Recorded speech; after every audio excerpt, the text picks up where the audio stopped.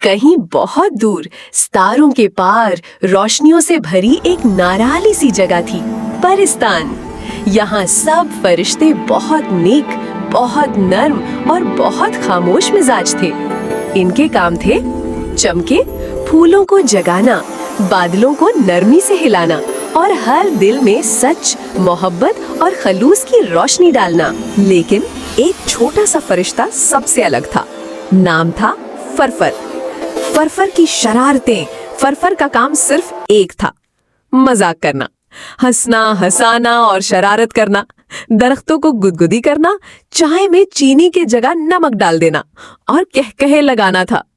बाकी फरिश्ते जहां नरमी से रोशनी बांटते, फरफर वहां हंसी का तूफान बरपा करता। वक्त तेजी से गुजरता है। फरफर अब भी शरारती है, मगर ज्यादा समझदार भी बन गया।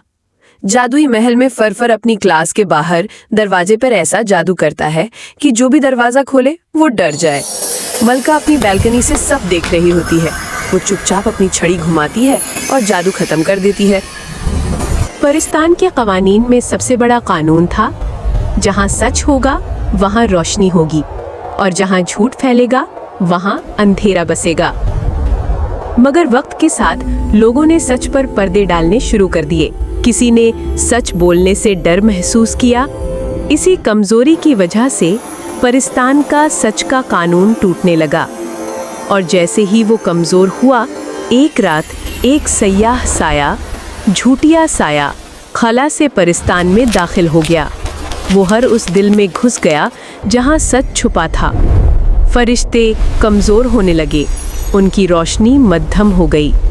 वक्त गुजरता रहा और स्याह साया अपनी जड़ें परिस्तान में और मजबूत बना रहा था, और परिस्तान भी तरक्की और जिद्दत में आगे बढ़ रहा था।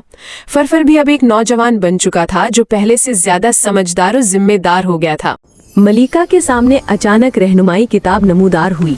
किताब पर लिखा था, जब झूठ का साया चमक को खा जाए तो निजात सिर्फ वही ला सकता है जो हंसता हो मगर दिल दुखाए बगैर, जो मजाक करे मगर इज्जत के दायरे में, जो कभी झूठ न बोले और सच को संभालने का हौसला रखता हो।